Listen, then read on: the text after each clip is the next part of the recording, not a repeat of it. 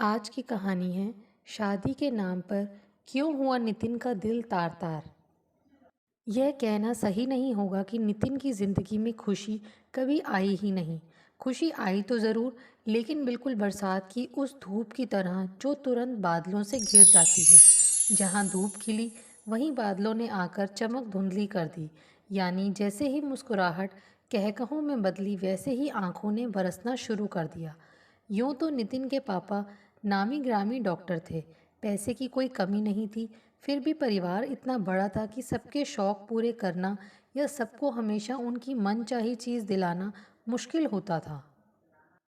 इस मामले में नितिन कुछ ज़्यादा ही शौकीन था और अपने शौक पूरे करने का आसान तरीका उसे यह लगा कि फ़िलहाल पढ़ाई में दिल लगाए, ताकि जल्दी से अच्छी नौकरी पाकर अपने सारे अरमान पूरे कर सके। कुछ सालों में ही नितिन की यह तमन्ना पूरी हो गई। बढ़िया नौकरी तो मिल गई, लेकिन नौकरी मिलने की खुशी में दी गई पार्टी में पापा का अचानक हृदय गति रुक जाने के कारण देहांत हो गया। खुशियाँ गम में बदल गईं। 8 भाई बहनों में नितिन तीसरे नंबर पर था। बस एक बड़ी बहन और भाई की शादी हुई थी, बाकी सब अभी पढ़ रहे थे। नितिन ने शोकाकुल माँ को आश्वस्त किया कि अब छोटे भाई बहनों की पढ़ाई और शादी की जिम्मेदारी उसकी ही है। सबको सेट करने के बाद ही वह अपने बारे में सोचेगा, यानी अपनी गृहस्थी बसाएगा। और उसने यह जिम्मेदारी बखूबी निभाई भी। अपने शौक ही नहीं, करियर को भी दांव पर लगा दिया। हालांकि दूसरे शहरों में ज़्यादा वेतन की अच्छी नौकरियां मिल रही थी, लेकिन नितिन ने हमेशा अपने शहर में रहना ही बेहतर समझा।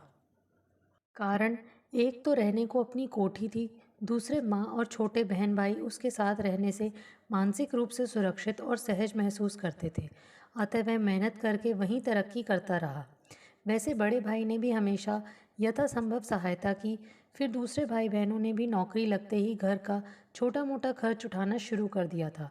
कुछ सालों के बाद सब चाहते थे कि नितिन शादी कर ले, लेकिन उसका कहना था कि सबसे पहले छोटे भाई निखिल को डॉक्टर बनाने का पापा का सपना पूरा करने के बाद ही वह अपने बारे में सोचेगा।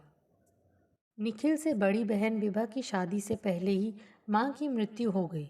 तब तक दूसरे भाइयों के बच्चे भी बड़े हो चले थे और उन सब के अपने खर्चे ही काफ़ी बढ़ गए थे। नितिन से उनकी परेशानी देखी नहीं गई। उसने विभा की शादी और निखिल की पढ़ाई का पूरा खर्च अकेले उठाने का फैसला किया। भविष्य निधि से कर्ज लेकर उसने विभा की शादी उसकी पसंद के लड़के से धूमधाम से करा दी और निखिल को भी मेडिकल कॉलेज में दाखिल करा दिया। निखिल की नौकरी लग जाने के बाद नितिन पुश्तैनी कोठी में बिल्कुल अकेला रह गया था। दो बहनें उसी शहर में रहती थी, जो उसे अकेलापन महसूस नहीं होने देती थी। दूसरे भाई बहन भी बराबर उससे संपर्क बनाए रखते थे, सिवा निखिल के। वह कन्याकुमारी में अकेला रहता था और सबको तो फ़ोन करता था, लेकिन नितिन से उसका कोई संपर्क नहीं था। चूँकि उसका हाल दूसरों से पता चल जाता था, इसलिए नितिन ने स्वयं कभी निखिल से बात करने की पहल नहीं की। मंझली बहन शोभा की बेटी की शादी की तारीख तय हो गई थी, लेकिन उसके पति को किसी ज़रूरी काम से विदेश जाना पड़ रहा था और वह शादी से 2 दिन पहले ही लौट सकता था। उधर लड़के वाले तारीख आगे बढ़ाने को तैयार नहीं थे। शोभा बहुत परेशान थी कि अकेले सारी तैयारी कैसे करेगी। तू बेकार में परेशान हो रही है, मैं हूं ना तेरी मदद करने को। हरी से बेहतर तैयारी कर दूंगा, नितिन ने आश्वासन दिया। तुम सबकी शादियां कराने का तजुर्बा है मुझे। एक दिन बाहर से आने वाले मेहमानों की सूची बनाते हुए नितिन ने शोभा से कहा, निखिल से भी आग्रह करना शादी में आने के लिए। इसी बहाने उससे भी मिलना हो जाएगा। बहुत दिन हो गए हैं उसे देखे हुए।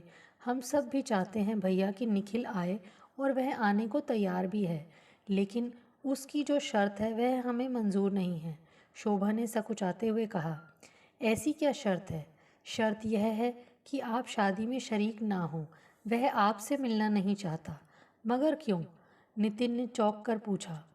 उसे यकीन नहीं आ रहा था कि जिस निखिल की पढ़ाई का कर्ज वह अभी तक उतार रहा है, जिस निखिल ने रेशल से उसका परिचय यह करके करा दिया था कि अगर मेरे यह भैया नहीं होते तो मैं कभी डॉक्टर नहीं बन सकता था, वह उसकी शक्ल देखना नहीं चाहता। फिर शोभा को चुप देखकर नितिन ने अपना सवाल दोहराया, मगर निखिल मुझसे क्यों नहीं मिलना चाहता? क्योंकि रैचल की मौत के लिए वह आपको जिम्मेदार मानता है। यह क्या कह रही है तू? नितिन चीखा। तुझे मालूम भी है कि रैचल की मौत कैसे हुई थी? मगर तुझे मालूम भी कैसे होगा? तू तो तब जर्मनी में थी। सुनाऊं तुझे पूरी कहानी? जी भैया। नितिन बेचैनी से कमरे में टहलने लगा, जैसे तय कर रहा हो कि कहाँ से शुरू करे, क्या और कितना बताए। फिर बताना शुरू किया। उन दिनों अपनी कोठी में मैं अकेला ही रह गया था। पढ़ाई खत्म होते ही निखिल को शहर से दूर एक अस्पताल में रेजिडेंट डॉक्टर की नौकरी मिल गई, अतः उसे वहीं रहना पड़ा। एक दिन अचानक निखिल ने मुझे फ़ोन किया कि मैं शाम को जल्दी घर आ जाऊं। वह मुझे किसी से मिलवाना चाहता है। उस दिन बहुत उमस थी, इसलिए मैंने छत पर कुर्सियां रखवा दी। कुछ देर बाद निखिल रैचल के साथ आया। उसने बताया कि वह और रैचल हाई स्कूल से एक दूसरे से प्यार करते हैं। अब डॉक्टर बनने के बाद दोनों चाहते हैं कि अगर मेरी इजाज़त हो तो वे शादी कर लें। न जाने क्यों मुझे रैचल बहुत ही प्यारी और अपनी सी लगी। ऐसा लगा जैसे मैं उसे बहुत दिनों से जानता हूँ। उसके आते ही उस उमस भरी शाम में अचानक किसी बरसात की सुहानी शाम की सी खुशगवार नमी तैरने लगी थी। मैंने कहा कि मैं तो खुशी से उनकी शादी के लिए तैयार हूँ, लेकिन क्या रैचल का परिवार इस विजातीय शादी के लिए इजाज़त देगा? तब रैचल बोली कि उसकी माँ कहती हैं कि अगर निखिल का परिवार एक विधर्मी बहू को सहर्ष स्वीकार लेता है तो उन्हें भी कोई एतराज़ नहीं होगा। मैंने उसे आश्वासन दिया कि सबसे छोटा होने के कारण निखिल सबका लाडला है और उसकी खुशी पूरे परिवार की खुशी होगी। रही विधर्मी होने की बात, तो अभी तक तो अपने परिवार में कोई विजातीय शादी नहीं हुई है, मगर मैं भी शीघ्र ही एक विधर्मी और अकेली महिला से शादी करने वाला हूँ। बस निखिल के सेटल होने का इंतज़ार कर रहा था। निखिल यह सुनकर बहुत खुश हुआ। उसके पूछने पर मैंने बताया कि वह महिला एक बहुराष्ट्रीय कंपनी के चेयरमैन की सेक्रेटरी है। ऑफिस के काम के सिलसिले में उससे मुलाकात हुई थी। विधवा है या परित्यक्ता, यह मैंने कभी नहीं पूछा, क्योंकि उसने शुरू में ही बता दिया था कि उसे खुद के बारे में बात करना कतई पसंद नहीं है और ना ही निजी ज़िंदगी को दोस्ती से जोड़ना। दोस्ती को भी वह सीमित समय ही दे सकती है, क्योंकि नौकरी के अलावा उसकी अपनी निजी जिम्मेदारियां भी हैं। मैंने उसे बताया कि जिम्मेदारियां तो मेरी भी कम नहीं हैं, समय और पैसे दोनों का ही अभाव है और किसी स्थायी रिश्ते यानी शादी ब्याह के बारे में तो फिलहाल सोच भी नहीं सकता। निखिल और रैचल के कुरेदने पर मैंने बताया कि यह सुनकर वह और ज़्यादा आश्वस्त हो गई और उसने मेरी और दोस्ती का हाथ बढ़ा दिया। फुर्सत के गिने चुने क्षण हम दोनों इकट्ठे गुजारने लगे, जिससे हमारी एक ही ढर्रे पर चलती वीरान जिंदगी में बहार आ गई। खुद के बारे में कभी न सोचने वालों को भी अपने लिए जीने की वजह मिल गई थी। दूसरों के साथ साथ अब हम अपने लिए भी सोचने लगे थे। अक्सर सोचते थे कि जब हमारी सारी जिम्मेदारियां खत्म हो जाएंगी, तब हम दोनों इकट्ठे सिर्फ एक दूसरे के लिए जिएंगे। सपने देखा करते थे कि क्या क्या करेंगे, कहाँ कहाँ जाएंगे। निखिल यह सुनकर भाव-विह्वल हो गया और बोला कि भैया, कितने जुल्म किए आपने खुद पर हमारे लिए।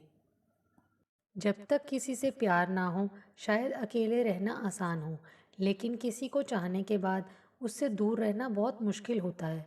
मैंने मजाक में पूछा कि उसकी क्या मजबूरी थी, वह क्यों रैचल से दूर हो रहा था। तब निखिल बोला कि एक तो शादी से पहले आत्मनिर्भर होना चाहता था, दूसरे रैचल की भी कुछ मजबूरियां थी। लेकिन अब जब मैं डॉक्टर बन गया हूँ और अलग भी रहने लगा हूँ, तो आप अपनी शादी क्यों टाल रहे हैं? तुम्हारी होने वाली भाभी का कहना है कि वह अभी कुछ दिन और शादी नहीं कर सकती। इस पर वह बोला कि यानी फिलहाल आपके ब्रह्मचार्य के खत्म होने के आसार नहीं हैं। मैं ठहाका लगाकर हंस पड़ा कि ब्रह्मचार्य तो तुम्हारे यहाँ से जाते ही खत्म हो गया था निखिल। अकेला रहता हूँ, इसलिए ना कोई रोक टोक है और ना ही समय की पाबंदी। जब भी उसे मौका मिलता है या उसका दिल करता है, वह आ जाती है।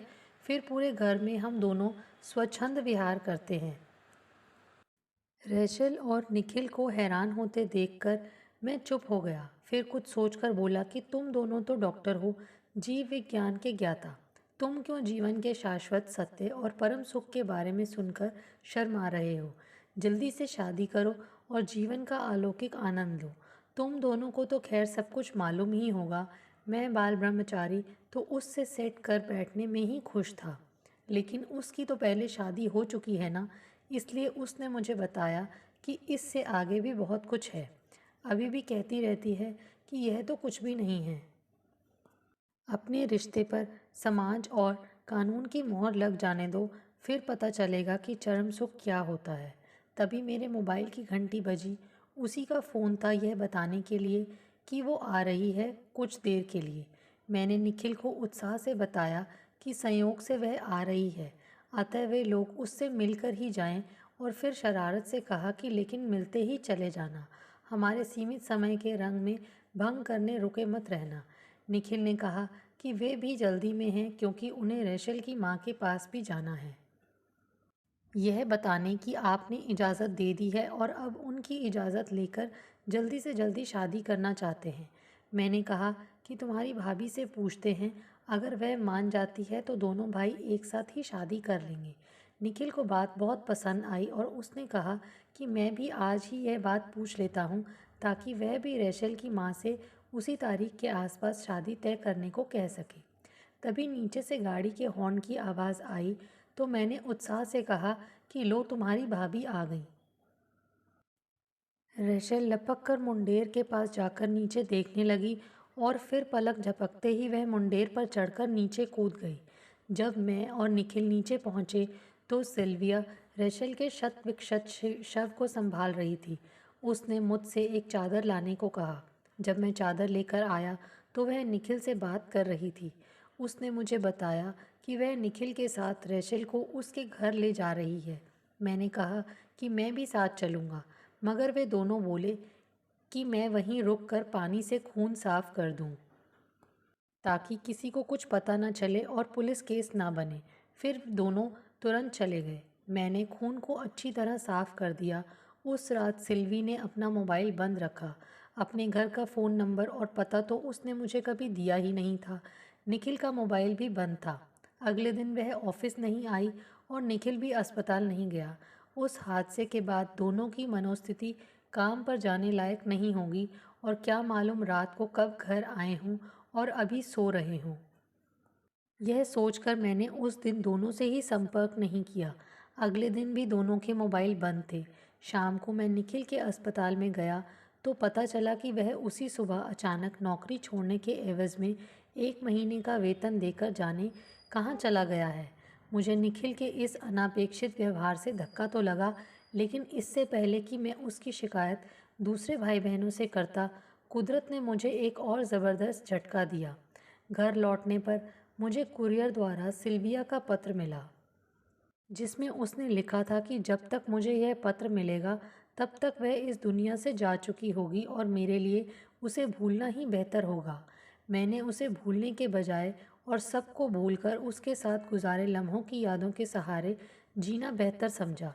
मैं भी लंबी छुट्टी लेकर हिमालय की घाटियों में चला गया, लेकिन उम्र भर कोलू के बैल की तरह काम करने वाला आदमी ज़्यादा दिनों तक खाली नहीं रह सकता था। फिर चाहे कितनी ही सादगी से क्यों ना रहो, पैसा तो चाहिए ही, और मेरे पास कोई जमा पूंजी भी नहीं थी।